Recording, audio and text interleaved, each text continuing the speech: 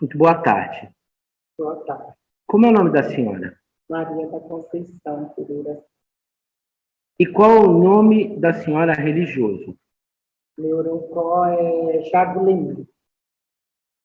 Mãe Jagulemi, a senhora tem casa aberta? Sim. Onde é ou onde foi o seu terreiro? Ó, eu tive terreiro no Morrinho por 12 anos e agora temos aqui no sítio São João, na rua Projetada 1, número 474, tenho há 16 anos. O Morrinhos, ele fica na cidade de Guarujá. Do Guarujá. E a Projetada 1 fica na cidade de Bertioga, já pertence aqui para Bertioga. Tá. A senhora mantém ligações com o Guarujá? Alguma coisa, tem casa de cultura lá, tem alguma coisa assim, então mantenho ligação e moro no Guarujá. Certo. A sua raiz do seu ritual de matriz africana, qual é? Bom, a minha raiz de começo foi Angola, porque eu venho da casa da mãe de Olubidi, né, de Nazaré das Farinhas, no Recôncavo Baiano, e na casa da minha mãe tocava-se Angola. Minha mãe veio a falecer em 2008, aonde eu fui para a casa do irmão dela, de Santo, que é a Jaladeré, que na casa dele toca. Hoje, então, a senhora tem um ritual de Ijexá? De Ijexá. Certo. A senhora, assim, está no Guarujá há quanto tempo? No Guarujá, 33 anos. 33 anos. Isso. Antes a senhora já era iniciada? Iniciada, sim. A senhora, então, veio da onde iniciada? De Itabuna, Bahia. De Itabuna, Bahia. Isso. Qual é a lembrança mais antiga que a senhora tem dessa vida de candomblé? Eu acho que uma lembrança muito boa que eu tenho dessa vida de candomblé é um culto que hoje raramente se faz nas casas de candomblé, que é um culto que eu gosto muito, que é o Lorogu. A senhora podia descrever ele para a gente um pouquinho? Descrevo, sim. É um rito que a gente faz 15 dias, 10 dias antes da Sexta-feira da Paixão. E esse culto tem, por sua vez, de vestir os orixás, alguns de branco, alguns das cores, e temos aquele rito da guerra dos orixás, onde é um ritual que traz fartura, traz o pão para a mesa, traz, né, e depois é servido comida daqueles orixás a todos presentes. Pela observação que a senhora hoje está com quantos anos 40. 40. Então, assim, a senhora deve ter visto e vivido muita coisa nesse Brasil. A senhora está num eixo aí onde nasceu o candomblé e é onde ele sobrevive aqui em São Paulo, sim, vive. Sim.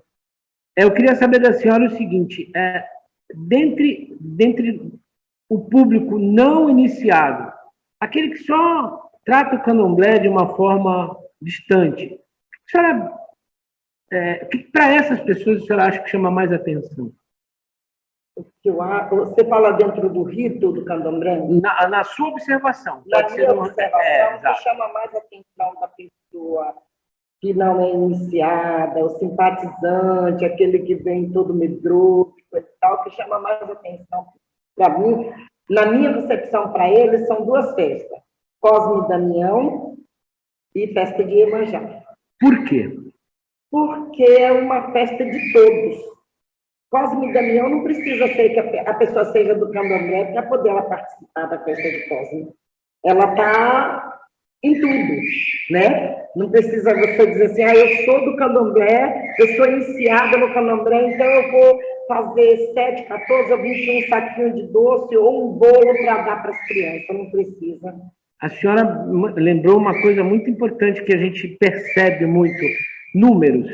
que o número tem a ver com a vida do candomblé? 7, 14 e 21. O quanto isso é importante? Muito importante, muito, né? Por quê? O 7 é onde a gente fecha o primeiro ciclo, né? 14 o segundo, 21 o terceiro, e é muito importante essas datas. É o momento de transformação da vida do iniciado? Da vida do iniciado. Transformação, e cada data dessa é um ciclo que ele vai fechando, né? Fecha no 7, no 14, no 21, cada data dessa é um ciclo. A senhora percebeu essa vida e vindo para cá, percebeu essa transformação? Nos últimos 10 anos de candomblé, que a senhora viveu no Guarujá, principalmente, a senhora viu alguma transformação marcante? Chamou algo a atenção da senhora? Não. Não. O que me chama a atenção é sempre assim, né? As pessoas de matriz africana, como sacerdotes, pais e mães, como queira, falando sempre de uma coisa que não existe entre nós, que é a união. Isso me chama muita atenção. É a união, vamos nos unir, porque nós somos, como é que diz? Tem preconceito com a gente, tem isso, tem aquilo, e aí um irmão vai na casa do outro, que o outro também tem casa, chegar lá para assistir uma coisa e sai falando, eu vi isso e aquilo que não estava certo, eu vi aquilo que não estava certo, fulano estava vestindo assim, Bestano está vestido assim, então não existe essa união de todo mundo que existe. Né? Mãe Conceição, a senhora sabe ou me dizer, ou assim, tem ideia de ouvir dizer, de quem é o precursor ou precursora do candomblé em Guarujá? Não. Não. A senhora não tem ideia? Ninguém nunca falou que a senhora começou por... Sim. Nesse sentido, sim. Aqui no Guarujá, pelo conhecimento de muita gente, que eu não tive a oportunidade de conhecer, foi Pai Bobó, né? Quem trouxe o quê? E na Umbanda, que era uma Umbanda bem puxada para Angola também, era Mãe Catita. Isso é sem dúvida. Mãe Catita e Pai Bobó. A senhora ouve dizer ou percebeu nesses anos todos? A Mãe Catita eu tive oportunidade de conhecer, Pai Bobó não. A senhora ou o seu terreiro ou alguém próximo da senhora já sofreu algum tipo de preconceito? Sim, já. A senhora gostaria de, sem falar o nome, falar o que aconteceu? Desculpe. O que aconteceu da minha neta ir para a escola com Contreguinho e lá ser criticada, né? Que era macumbeira, que olha a coisa da macumba que ela estava. Para quem é leigo, o que é Contreguinho? Contreguinho é uma acessório do rito, que a gente coloca aquele de palha da costa, colocamos no braço quando estamos de obrigação, ou quando é época de quaresma, depois de um certo ritual que se faz na casa de candomblé, tudo, se coloca aquilo por 7, 14 ou 21 dias no braço, né, que é uma trancinha de palha da costa. A senhora chama a atenção da senhora ter falado que isso aconteceu no ambiente escolar. Sim. A senhora conhece alguns outros casos que aconteceram também em ambientes dessa natureza escolar? Conheço assim, de relato de filhos de santo, que aconteceu com criança deles e tudo, filhos até que foi até a escola para tentar articular alguma coisa. Eu não fui, eu fiquei, porque foi a minha neta quem sofreu esse preconceito, mas deixei para lá, ficou por isso mesmo. Mãe Conceição, eu queria saber da senhora qual é o nome do seu terreiro? Ele é Axé, Ijexá, Omulu, Jagum. O que isso quer dizer para nós que não sabemos falar a língua do sul? A casa de Omulu, Jagum, a casa de Axé de Omulu, Jagum. Tá. Omulu Jagum é um orixá? É um orixá. Qual é a qualidade desse orixá? Esse orixá é um dos guerreiros de Oxalá, né? É o Gonjá, Omulu Jagum e a Jagunã. São os 3 guerreiros de Oxalá. A senhora, eu estava perguntando antes da gente parar um pouco, mas eu estava perguntando para a senhora o seguinte: dentro do que a senhora conhece do dia a dia da sociedade, há uma aceitação ao culto de matriz africana? Aceita normalmente, tranquilamente a sociedade? Não aceita. Não aceita normalmente, tranquilamente, não aceita. A senhora imagina por quê? Eu não tenho ideia, né? Porque é uma perseguição de anos, de muitos anos antes de eu nascer, antes mesmo até da minha mãe de santo nascer. Eu acho que essa perseguição já existia, sempre existiu, e a gente não entende muito bem por que não é bem aceito. Entendi. Não é bem aceito. Mas tem belezas muito grandes nessa nossa religião, né? Vamos falar de uma primeira beleza, que é a natureza. Essa beleza da natureza vem da onde? Da folha, do fruto, da terra, da água? Onde é que a senhora acha que está mais presente no candomblé? Ou, melhor, está em todo lugar, mas para a senhora, as folhas, a água, o que chama mais atenção para a senhora? Olha, o candomblé sem folha não existe, né? Já é o nosso grande fundamento, são as folhas. Sem a água, também que seria, né? Então, são duas coisas assim bem fundamentais. Entre as folhas, a senhora poderia falar pelo menos o nome de 3 e quais são as propriedades ritualísticas delas? Porque para que elas servem? Sim, a gente pode estar falando de 3 ervas bem naturais, bem popular, vamos dizer assim, né? Seria manjericão, que é uma grande erva que vai em todo o fundamento desde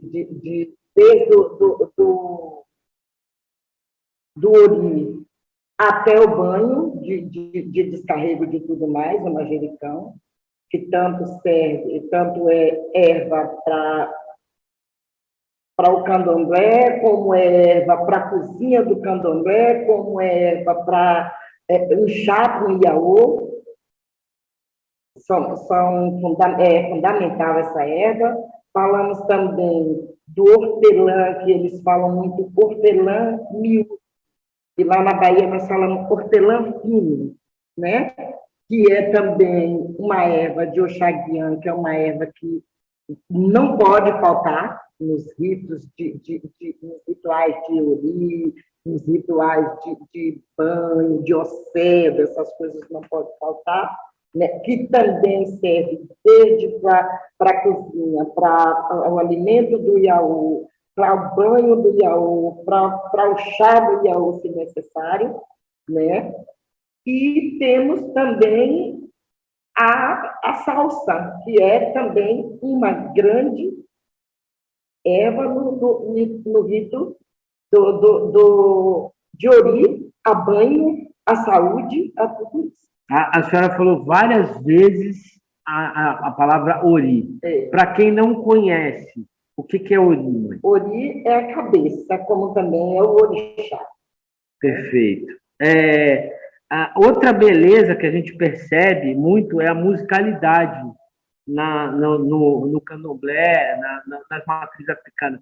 A senhora tem alguma cantiga de preferência? Cantiga tem bastante, né? Muitas. Agora, de preferência, sim, eu tenho uma da casa de meu pai, agora mais recente, né, de para cá, que já vinha de minha mãe, por ele ser irmão e tudo. Eu tenho uma que é do meu pai, Moli. Ela começa assim: Tendê, tendê, tendê, o bauaê, recotá, o bauaê, recotá. Linda, lindo. Voltando um pouco no que a gente estava conversando sobre a relação com a sociedade, a senhora tem algum ideal, algum desejo? A gente vai falar de sonhos depois, eu estou falando de ideal, né? Que a senhora acredita que precisava ter aqui no candomblé, no Brasil, porque a gente falou da união, que vou dizer para a senhora que foi algo que todas vocês falaram até esse momento, que na verdade se prega muito, mas se professa pouco, né? Mas eu queria saber da senhora, então, se não é possível, ou pelo menos parece não ser possível, qual é o ideal que a senhora imagina ser possível no candomblé? No candomblé, eu acho que seria isso, a união dos povos de candomblé mesmo. Seria isso. A união dos povos de candomblé. Eu não sei se posso falar de mim, mas eu sou uma pessoa que pouco me apresento, pouco apareço, e tudo, não gosto de muita festa de largo, de muita... Não, eu sou muito quieta, assim, na minha roça. Mas respeito todos, seja pai, seja mãe, seja pessoa, respeito.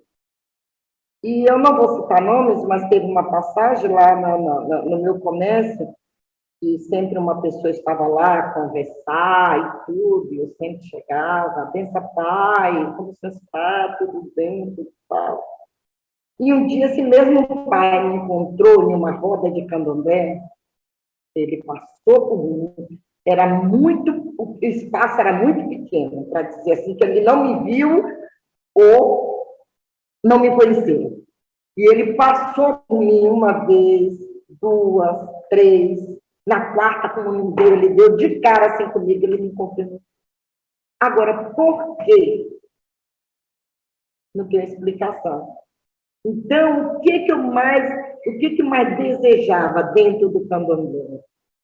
Era uma união, uma irmandade, uma coisa que se fala tanto que não se faz nada. Então, como eu não gosto muito de pregar aquilo que eu não faço, é melhor ficar quieto. Qual o seu sonho no candomblé do Guarujá?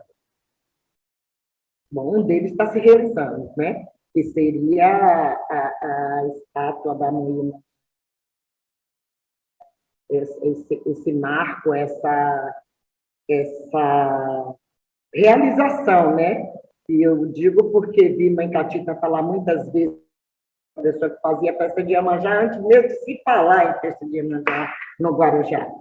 E ela sempre sonhou com essa imagem de Iemanjá, né?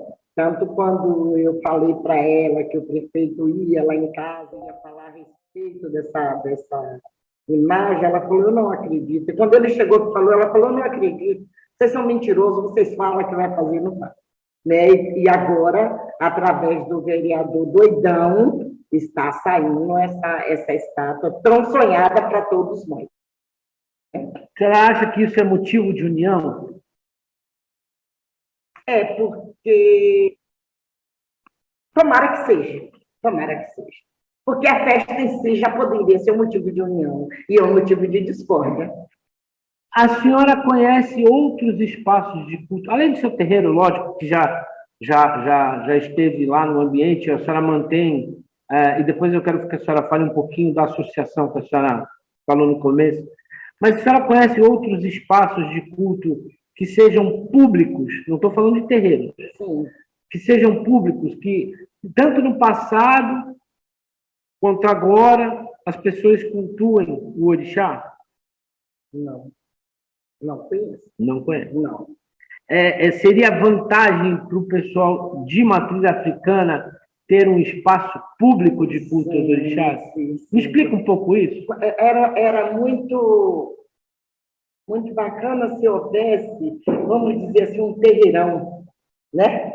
Onde as pessoas pudessem se encontrar, onde as pessoas pudessem ter um espaço para fazer o que quisesse a respeito de matriz africana. Seria muito bom.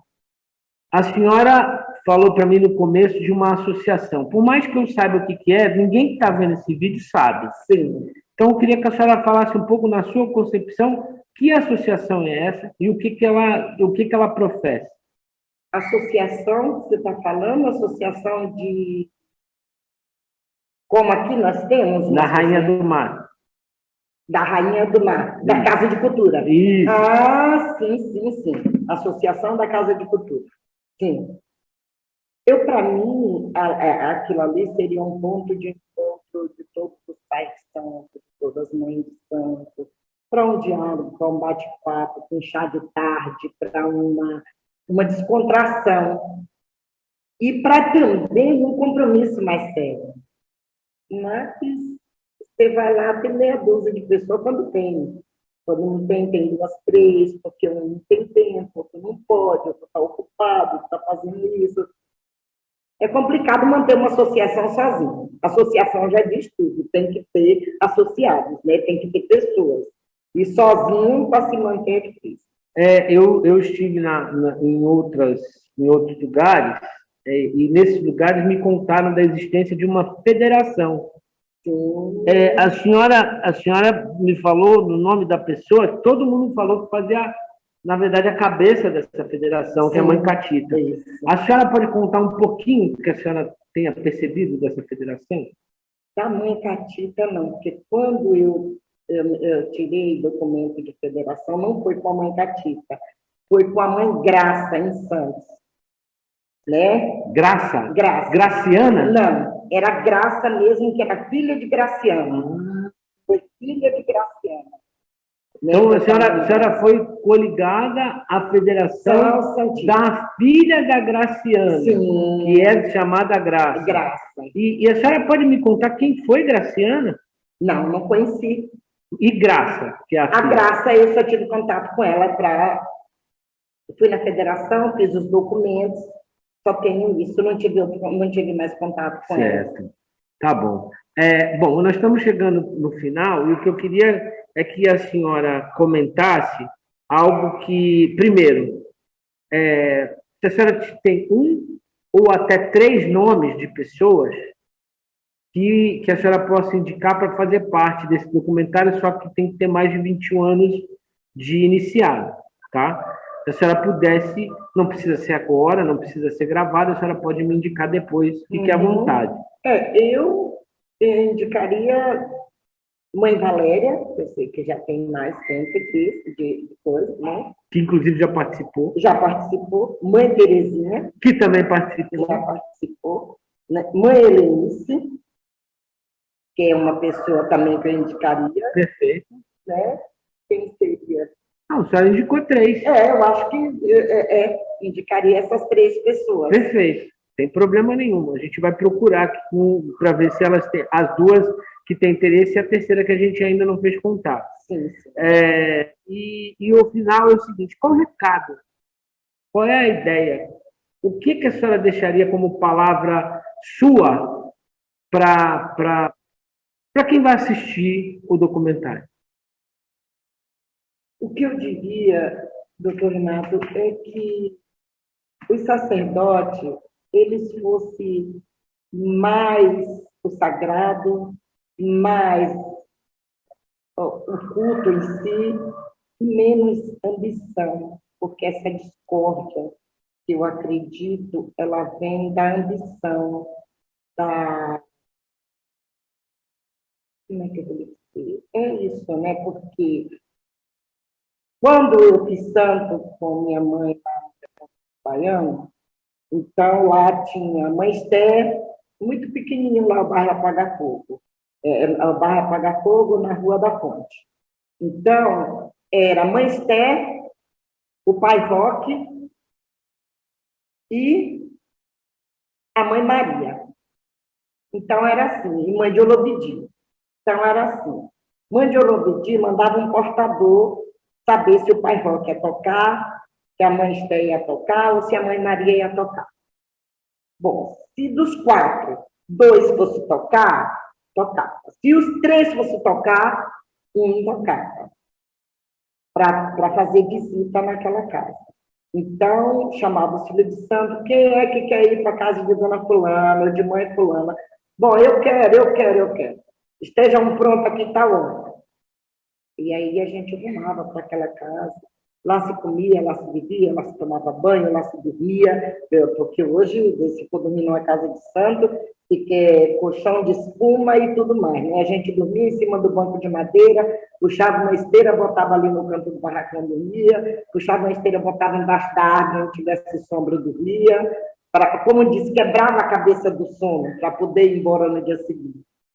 Né? Eu gostaria muito que isso existisse aqui. É um desejo meu, um sonho meu, mas eu acho que vai ficar só em sonho, porque não vai concluir esse sonho, não, porque cada um é assim, é como se fosse uma concorrência, tá? Cheguei aonde eu queria. O candomblé hoje é como se fosse uma concorrência. Eu não vejo o pai fulano como meu irmão, eu vejo ele como meu concorrente. Eu não vejo mãe fulana como minha irmã de santo, eu vejo ela como minha concorrente. Vai que ela pega cliente, vai que ela tem mais cliente do que eu. Então, é isso que não faz o mundo. É dentro disso aí que não faz o mundo. Porque o sagrado é um só. Olha, eu estou satisfeito. A senhora tem aberto aí o tempo que a senhora quiser para poder falar as suas palavras finais.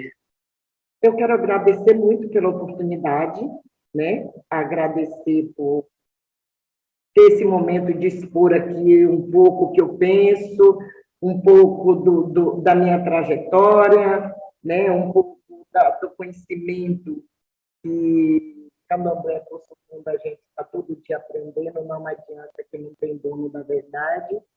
E sou guiada por o meu pai, o Mulu, o que ele me guia é o que eu faço, o que ele me manda fazer é o que eu faço, o que minha mãe Oxum determina é aquilo que eu faço.